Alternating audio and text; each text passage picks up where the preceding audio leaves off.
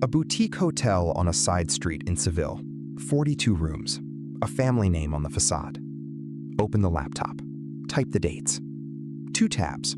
One is the hotel's own website, the other is booking.com. Same room, same breakfast, same cancellation window. The prices match to the cent. They always do. The guest shrugs and books the platform because the stars are already there and the app is already installed. What the guest never sees is the cut. On that identical number, the hotel will hand booking.com somewhere between 15 and 25% of the night. The hotel's own site would have kept the whole rate. The hotel still cannot type a lower figure. Not for a returning guest, not for a walk-in who found the place on a map, not even as a quiet thank you after a complaint. The number is glued. This is the contradiction the night depends on. A company that sells itself as the place you go to find the lowest hotel price has for years used a contract term that stops the hotel from beating that price on its own doorstep. The screen looks like a market. 2 merchants, 1 product, open comparison. It is not a market in the ordinary sense. It is a matching machine. The platform does not need to be cheaper. It only needs the hotel to be forbidden from being cheaper. Once that rule sits in the contract, the commission stops being a fee the hotel can escape by going direct. It becomes a wedge baked into the public rate. You can love the photographs, you can trust the reviews, you can still be looking at a price that was not allowed to fall. The question is not whether search is useful. Search is useful.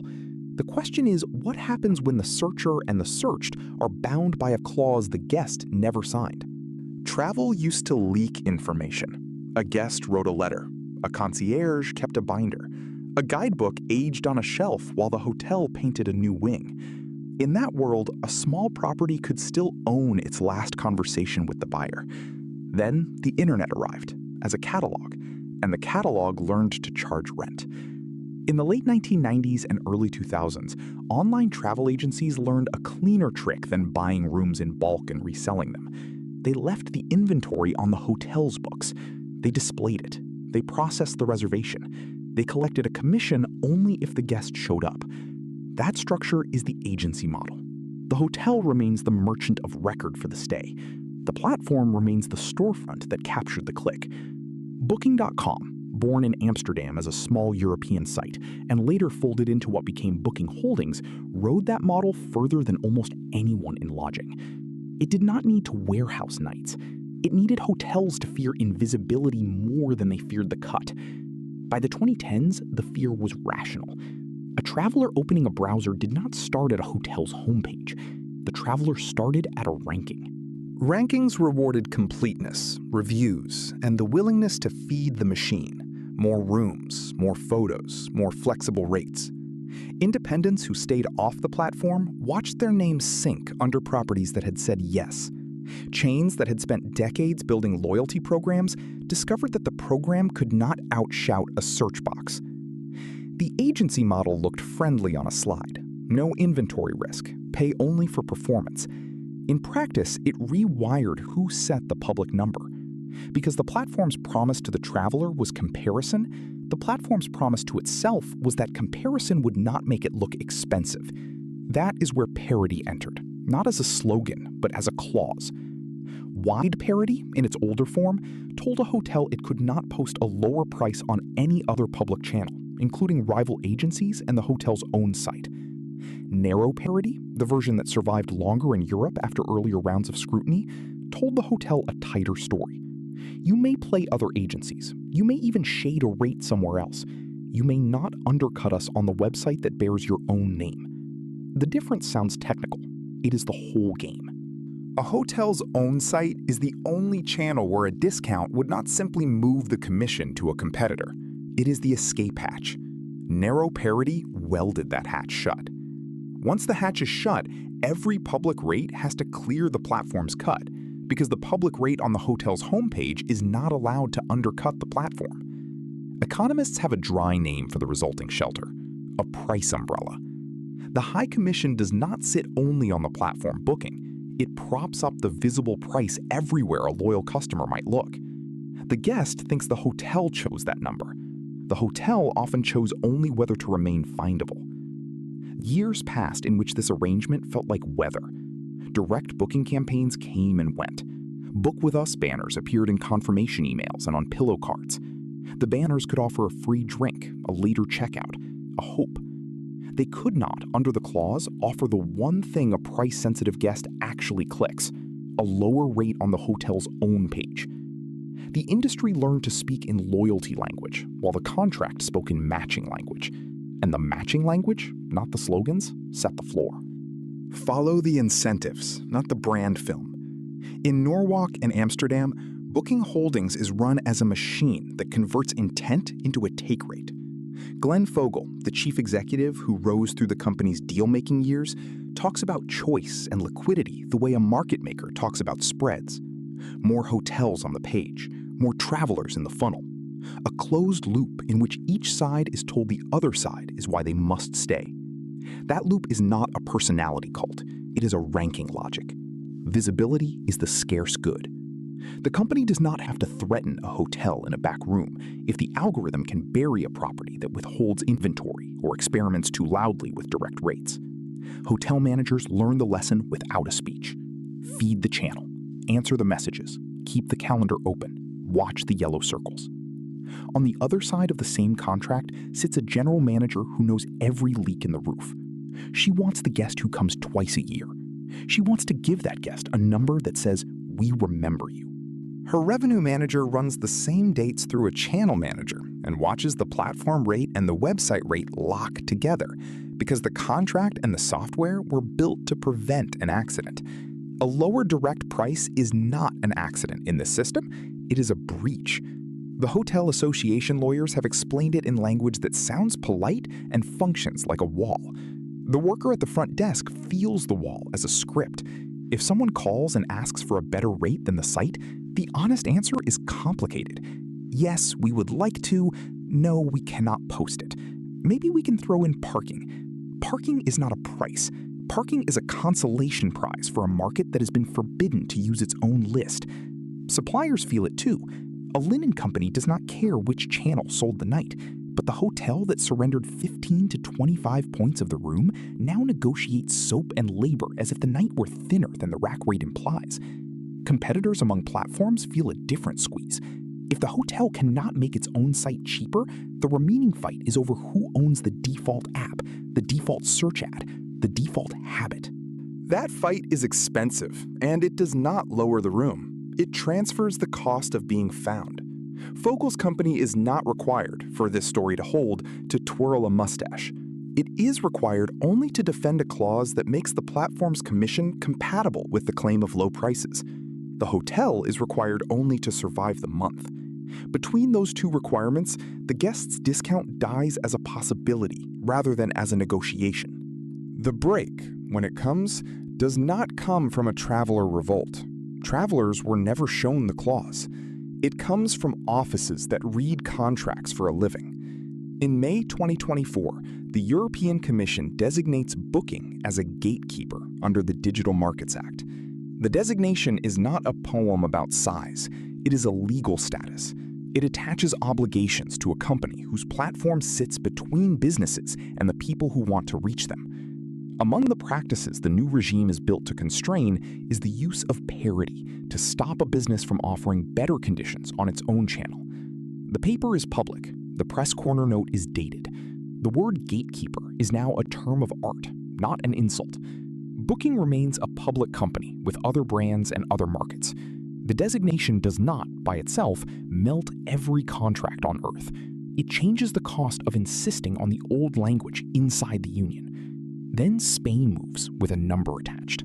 On the 30th of July 2024, the Comisión Nacional de los Mercados y la Competencia announces a fine of 413 million euros against Booking.com, reported in the financial press as about $448 million. Reuters records the action as a penalty for abusing a dominant position and imposing unfair terms on Spanish hotels, terms that prevented price competition. The Financial Times, covering the same decision, drills into the mechanism rather than the headline. Narrow price parity clauses that stopped hotels from posting lower prices on their own websites.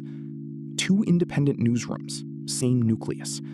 A national competition authority, a dated decision, a named clause, a figure large enough to be felt in an earnings call. This is not a blogger's theory of middlemen. It is a file.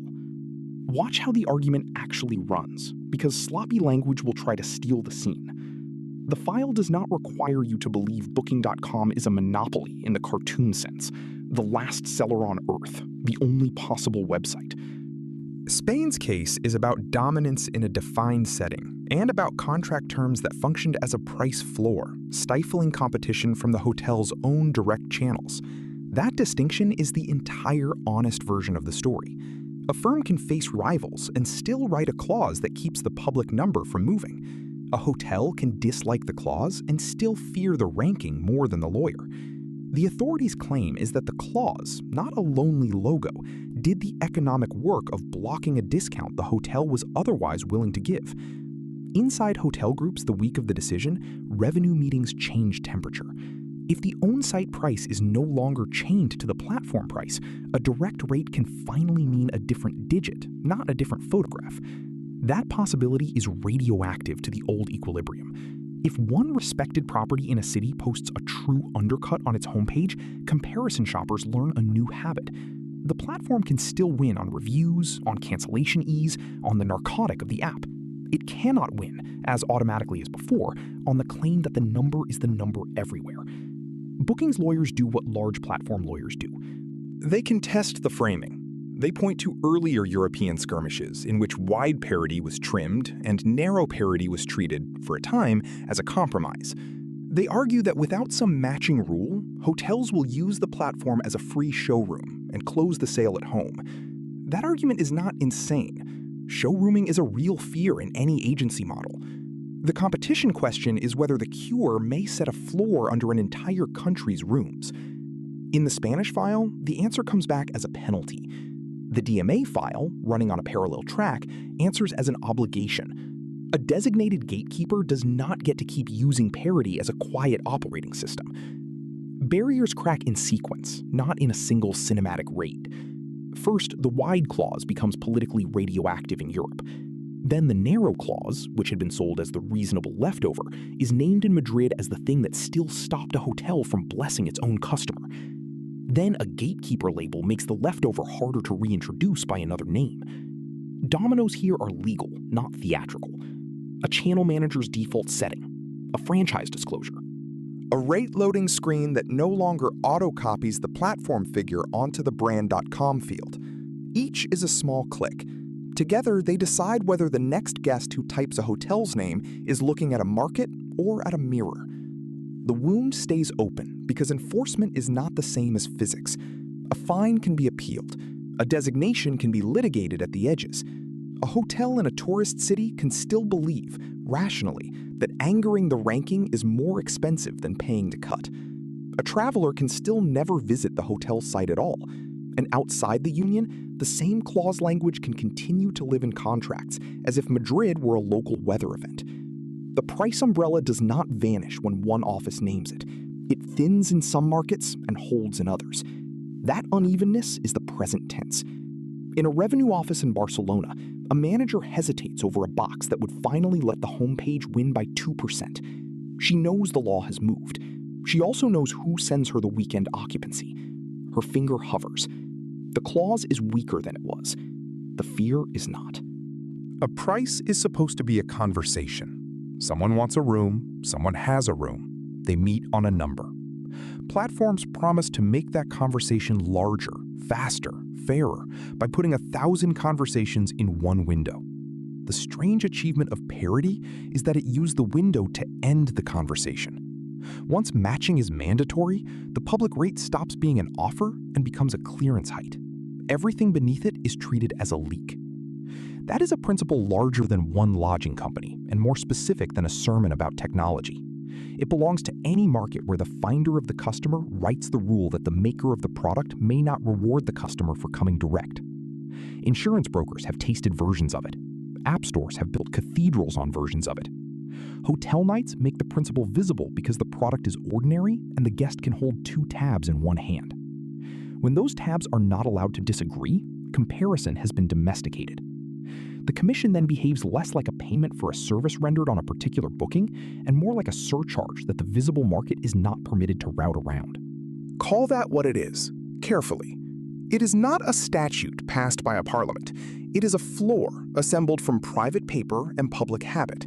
Floors are comfortable if you live above them. They are expensive if you sleep under them, night after night, in cities where a room is already a strange share of a wage. The aftertaste is not a lesson about avoiding apps.